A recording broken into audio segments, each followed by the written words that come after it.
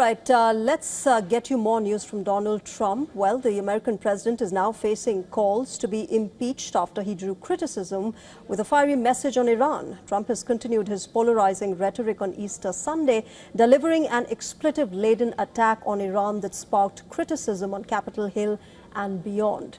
Trump renewed his threat to unleash heavy bombing on Iranian power plants and bridges if Tehran refused to unblock the strategic Strait of Hormuz.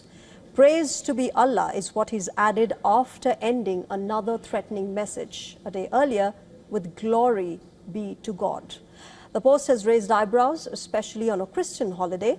Democratic Senate Minority Leader Chuck Schumer wished Americans on Easter as he lambasted Trump, saying that the president is, quote, ranting like an unhinged madman on social media.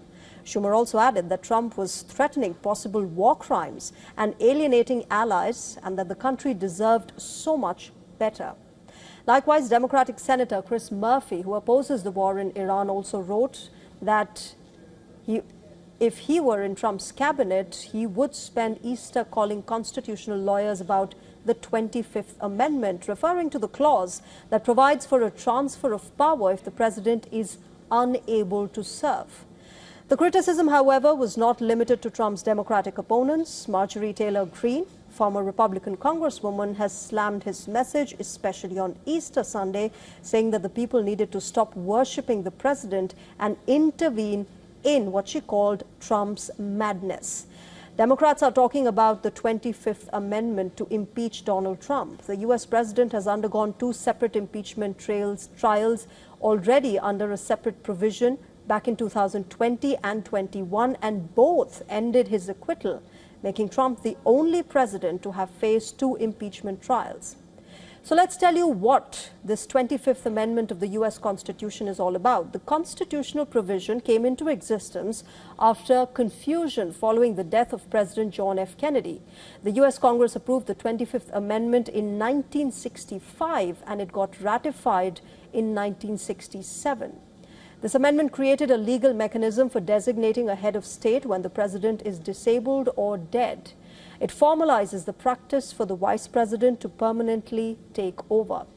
Now, it's been never used to permanently remove a sitting president, but it has been voluntarily used by presidents to hand over temporary power to their seconds in command.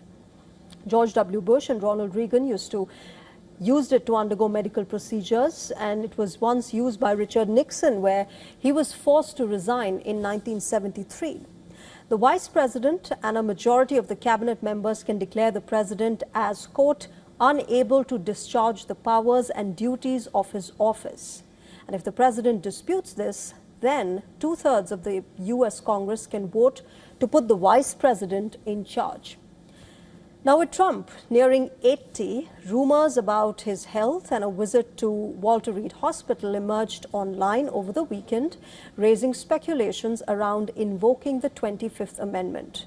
Both Trump and former President Joe Biden have faced scrutiny over their physical and cognitive fitness due to their ages.